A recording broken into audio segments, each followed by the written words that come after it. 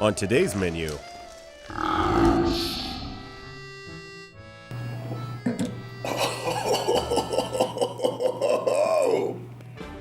across the globe, what's delicious is questionable. Why would you eat that? Excuse me. Absinthe, aka the Green Fairy, aka madness in a bottle. So, you're a bottle. And rolling down the wrong pipe, governor. It's as famous for its fun reputation as it is for its bad reputation. Why, Van Gogh even drank it for inspiration. Van Gogh, can I bend your ear? Oh no, fiddlesticks. So what is this naughty little nip? Absinthe is a distilled spirit made with anise seed, fennel, and wormwood, an herb that's received shout-outs in such ancient texts as Pliny the Elder's Historia Naturalis and that classic page-turner, the Bible, for its use in treating parasites and repelling gnats. Jesus! Originally, absinthe was a late 18th century cure-all tonic made in Switzerland, but it didn't start becoming popular until Henri-Louis Pernod acquired the recipe and began mass-producing bottles of it in Pontarlier, France, circa 1805. Here's how he made it. First, the herbs, anise, wormwood, etc., are macerated in a high-proof neutral spirit like ethanol for 12 to 24 hours. Then, the mixture is distilled, which is a boiling vaporization process that separates the alcohol and plant oils from water and plant mush. The result is a clear, colorless liquid that's at least 45 to 75% alcohol. A final infusion of herbs deepens the flavor and provides the emerald green hue for which absinthe would become famous. But it wasn't until parasitic aphids destroyed France's grape crops that absinthe's popularity really skyrocketed. Without grapes, the French couldn't make wine, and absinthe was soon found to be a more than suitable replacement.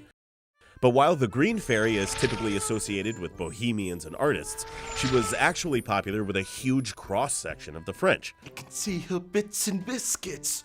And by the mid-1870s, the Green Hour was a daily ritual at many Parisian bars and cafes. Annual absinthe consumption in France increased 15-fold to 10.5 million gallons a year. But this popularity brought concerns about absinthism, a disease allegedly caused by thujone, a neurotoxin found in the wormwood. The chief symptoms were violent behavior and terrifying hallucinations. Ultimately, it wasn't wormwood that caused these famous hallucinations, but in an attempt to keep up with demand and cut costs, many absinthe producers switched to cheaper industrial-grade alcohol and added toxic copper salt to get the famous green coloring, meaning a lot of people weren't actually drinking absinthe as much as being slowly poisoned from inedible chemicals. Public opinion turned in 1905 when a Swiss farmer killed his family after drinking 2 glasses of absinthe. It's all fun and games until the Swiss murder their families. By 1914, France, Switzerland, the Netherlands, and the US had all banned the Green Fairy, and the US would go on to spoil everyone else's fun by prohibiting alcohol across the board. Yes, but why would you eat that? 1. It's legal now! Go crazy! 2. It won't actually make you go crazy. But seriously, a big reason people are drawn to absinthe is its legendary status in literature, film, and art. Hemingway and the Lost Generation were fans. It's basically become shorthand for bohemian inspiration, with a beautiful, fascinating, accompanying ritual. And while sadly it won't make you trip balls, it does give a clear-headed intoxication that might have to do with the stimulant effect of the herbs. It's time to feed the office. It's probably one of my top 5 favorite sounds in the world. I don't know that that speaks to developing alcoholism. These are the days I come to work when I could get f***ed up. Kind of looks like antifreeze a little bit. I've drank absinthe before, but it was at a strip club and I don't remember. Bringing you absinthe is Sapphire. Try not to look at her C-section scar. This is like an old-timey medicine. This is like on the frontier right before they like whip off your leg with a rusty saw. I know I'm not gonna like this because I don't like the taste of licorice, but I really like getting drunk at work, so. What is it, 10:30?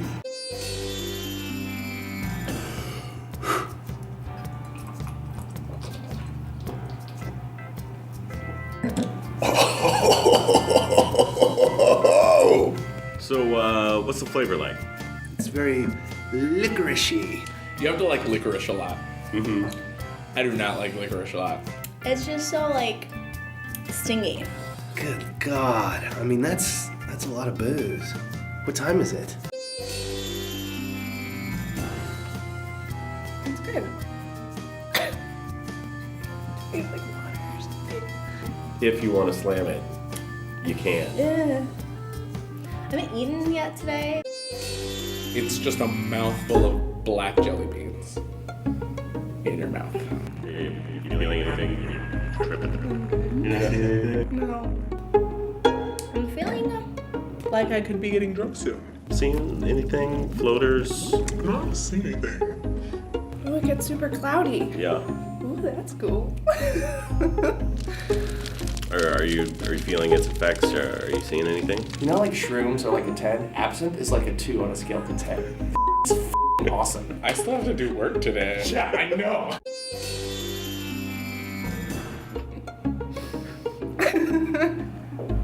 You sure you're not tripping? You're not feeling I anything? feel like I'm really light. You about to like control a marionette? What is wrong with you? I'm fine.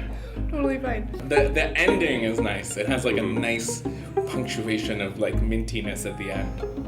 It's just so like blah. I just pop in like 4 more sugar cubes in there. I'm not drunk. Have you seen me on Twitter? I'm really funny.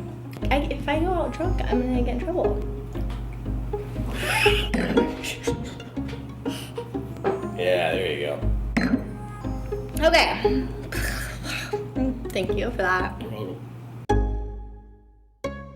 And that's Absinthe. We're gonna get toasted and finish this bottle, but otherwise click subscribe, share us with your friends, follow us on Twitter, and come back next week for more Why Would You Eat That? Take me away, Chris.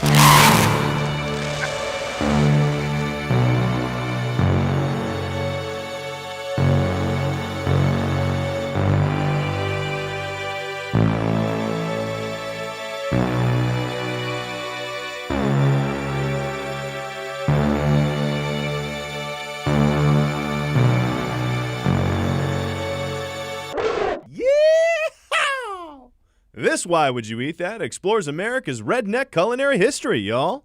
The ultimate pork sandwich involves a roasted porchetta roll and crispy cracklins for a full-on pork palooza. From inside the Burger Lab comes the impossible, a burger with duck stuffed in chicken, stuffed in turkey. It's a mind blower. And over at the Food Feeder, we're asking, why would you drink that, as the office gets hammered on donut-flavored vodka? Subscribe to Taste It for more free treats.